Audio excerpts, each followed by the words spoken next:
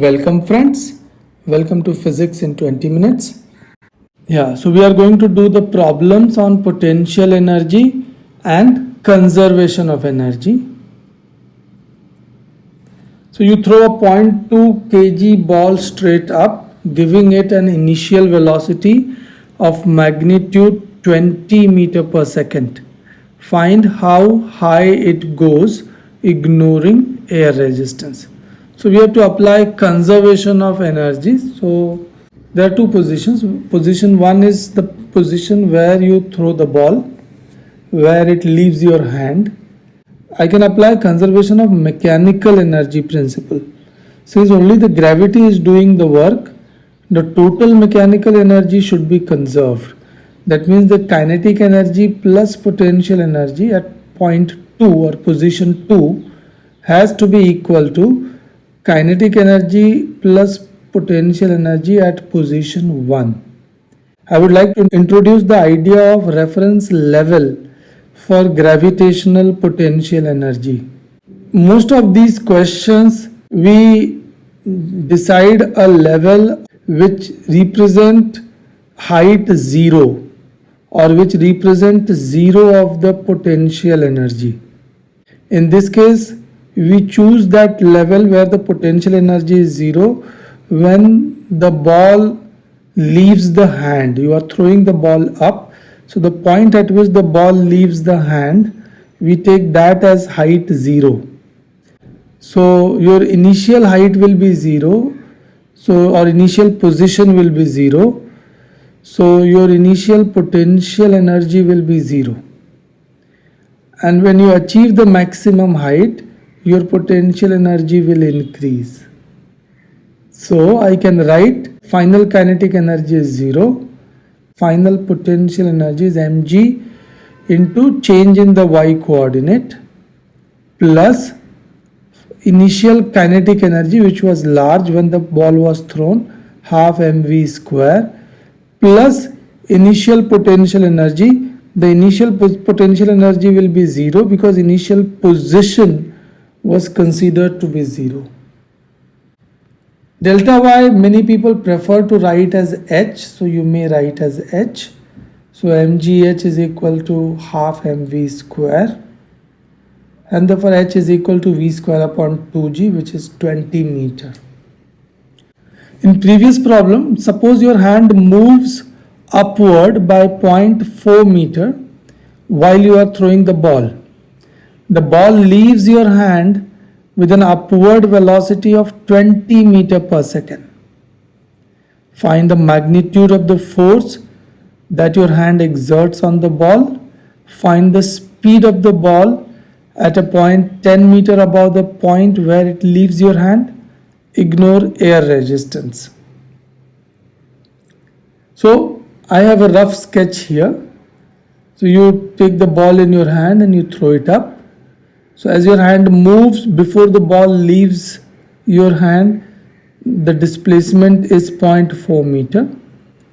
And what is asked is that the speed of the ball 10 meter above the hand. Since it's a continuation of the previous problem, we can take those data from the previous problem. So just to remind you, in the previous problem, the mass was given as 0.2 kg and the velocity when it leaves the hand is given as 20 meter per second. So you can see that I can apply conservation of total energy in two parts. First part is this section where the ball is in the hand and it is leaving the hand. So movement of hand, I can apply conservation of energy for this part. And then I can apply conservation of energy for the second part where the ball moves in, leaves the hand and move up by 10 meter. So let's apply conservation of energy. Now here you can see that gravity is doing work, but your hand is also doing work. So work done by hand will go in the work done by others. Velocity when it leaves the hand is 20 meter per second. And initial velocity when the motion of the hand begins is 0 meter. It was at rest, starting from the rest.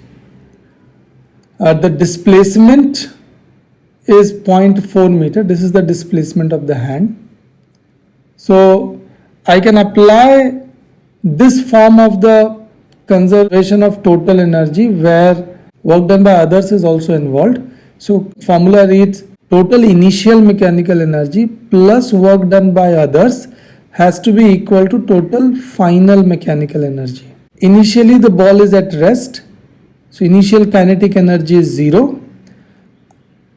For potential I need a reference level. Now I will take this level as the reference level.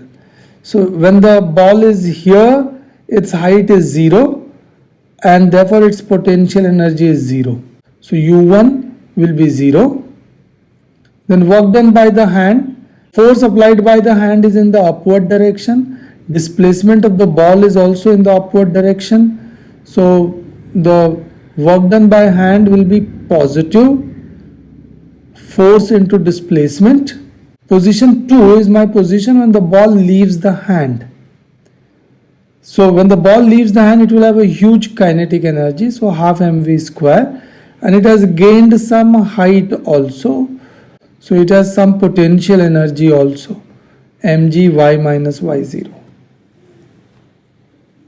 So I can calculate now. So I will, my work done by others, Fy minus y0. Now if I put the values, I know V as 20 meter per second and mass, if you remember, is 0.2 kg. So put the values, you get it as 40 joule, and mg into delta y will give me 8 joule. So together they will give me 48 joule. Y minus y0 is 0.4. So you divide 48 joule by 0.4, you should get 120 Newton. This is the force acting by the hand. Now going to the B part, find the speed of the ball at a point 10 meter above the point where it leaves your hand. Ignore air resistance. You have to apply the conservation of total mechanical energy principle once again. But this time my initial position is the position where the ball leaves the hand, and my final position is the position 10 meter above that. There is no other force working, so this case W other is not there. K1 plus U1 is equal to K2 plus U2. So here my initial kinetic energy we have already seen here is 40 joule. So my initial kinetic energy when the ball leaves the hand is 40 joule. For the first part I had chosen my reference level here, but for the second part I am shifting the reference level to this position. So your initial potential energy will be 0. So you can see that in the same problem in different sections I am changing the reference level. It will not affect my solution. When the ball reaches 10 meter above, remember it is not the highest point, it will still have some kinetic energy. So it is half mv square plus it has gained a y displacement of 10 meter. So it has a potential energy of mg10, mgy, which is mg10. So now m is known, g is known. Here I am using g value as 10. I remind you in the exam, if g value is not given in the question, then you can take either 9.8 or 10. But if it is given, then use that.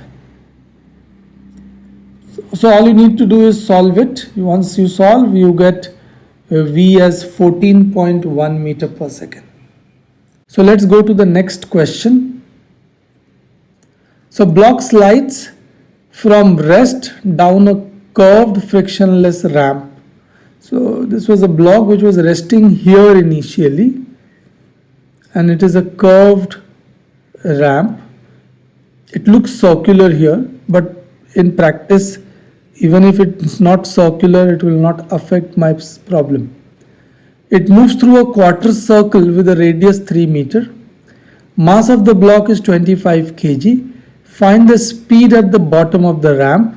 Find the normal force that acts on it at the bottom of the ramp. It's a frictionless ramp, so only gravity is doing work. The total mechanical energy will be conserved. So I may call this as point 1. I may call this as point 2 and apply the law of conservation of total mechanical energy. K1 plus U1 is equal to K2 plus U2. There is no friction present, so no W others. Initially kinetic energy is 0, so here block was at rest. I am taking this line as my reference level. Since I take this line my reference level, my initial potential energy will be 0, because when the block was here, its y coordinate was 0. As the block slides down, it will gain the kinetic energy. So at this lowest point, it will have some kinetic energy, which I am representing it as K2, which is half mv square, plus when the blocks comes down, mg into y minus y0 will give me its potential energy. So half mv square flips on this side, becomes minus half mv square. Mg will be as it is. Now y is the final value of y coordinate. Now this is r, this will also be r, but it is in the negative y direction, so it will be written as minus r. And the initial value of y coordinate was 0, because block starts from here. So minus r minus 0, which will give you minus mgr. Minus sign will cancel. Remember, the mass eventually will also cancel, and you get V as root 2 gr, which is 7.75 meter per second. Now how would the free body diagram look like at the bottom? So at the bottom, the body is under circular motion. You can see the motion is circular. The block is moving on the circle. So it should have a centripetal acceleration towards the center. So the centripetal acceleration, a radial, will be there. Normal reaction will be working upward. Mg will be working downward. So I can write my Newton's law here. N is working upward, so it is positive. Mg working downward, so it is negative. A radial is working upward, so it is plus ma radial, which is equal to plus mv square by r. Since I need n, I can substitute, I can shift mg on the other side. It becomes mg plus mv square by r. I already know v is the root of some quantity. I can square it. So if I square it, this is 2 gr, put here 2 gr, 1 r will cancel, you will get 2 mg. 2 mg plus mg will give you 3 mg, and then once you get this, you put the values and you get answer as 750 Newton. So this was straightforward. We just revisited the circular motion and ways to write Newton's law in the circular motion. A mass of 0.2 kg sits on a frictionless surface, is connected to a spring with a force constant 5 K is equal to 5 Newton per meter. You pull the mass, stretching the spring by 0.1 meter and release it from rest. The mass moves back towards its equilibrium position. Equilibrium position is x is equal to 2. What is the x velocity when the block is at x is equal to 0.080 meter? So it's a very straightforward problem, just that it does not involve gravity and it involves elastic potential energy, elastic forces. So when you write the law of conservation of mechanical energy, you will write it for the elastic potential energy. Initial total mechanical energy is initial kinetic energy K1 plus initial elastic energy U1. This is final kinetic energy plus final elastic energy. Initially the block starts from the rest. So initial kinetic energy is 0. It has a stretching of 0.1 meter. So I can call it as x1 and it will be half k x1 square. When it is released, it will have some velocity at x is equal to 0.080. So that velocity and that kinetic energy is half mv square. So it will have some potential energy as well. So calling this as x2, it will be half k x2 square. So I can multiply throughout by 2. I will get rid of 1 by 2. I will get this equation. I want to find out velocity, so I will take this on the other side. So I will get k x1 square minus x2 square, which I can put the values. x1 is 0.1, x2 is 0.08. So put the values square, you get this. Now mass is known to us, so I can find out v square, and then from v square I can find v. You can see that is plus minus 0.3. So it is not very clear from which direction the block is approaching to equilibrium position, whether it is from right moving to left or whether from it is left moving to right. So depending on which way it moves, you will select an appropriate sign, plus or minus. So 2000 kg elevator with broken cables. It is falling at 4 meter per second. So there is an elevator which is falling at 4 meter per second. When it contacts a cushioning spring at the bottom of the shaft, the spring stops the elevator, compressing it by 2 meter. During the motion, a safety clamp applies a constant 17,000 Newton frictional force to the elevator. What is the necessary force constant K for the spring? It involves motion under gravity, so work done by gravity. There is a spring, so it involves elastic forces, and there is friction, and there is kinetic energy.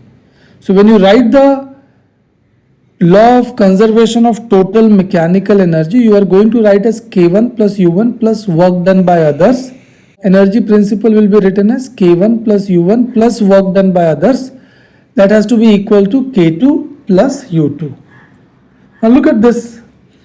Initially the elevator is moving, so it will have kinetic energy. I am taking 0 of the potential energy, 0 of the gravitational potential energy at the bottom. So initially the elevator is at a height.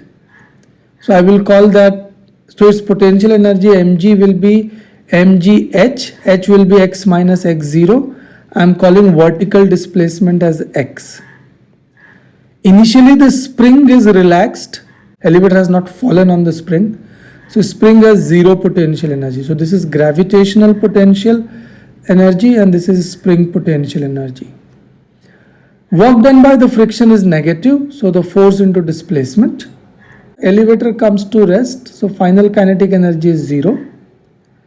Elevator is at the lowest position, which I have taken as the reference position for gravity. So gravitational potential energy is 0.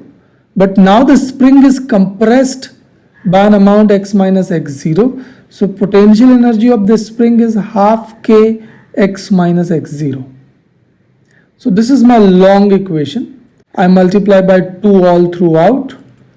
And then I can put the values. Mass is 2000. Initial velocity is 4. G is 10. Compression of the spring is 2 meter. Compression of the spring is 2 meter. Force of friction is 17,000 Newton. And then you solve it. Only unknown is K. You solve it for K. It gives you 11,000 Newton per meter. We can stop here. Thank you.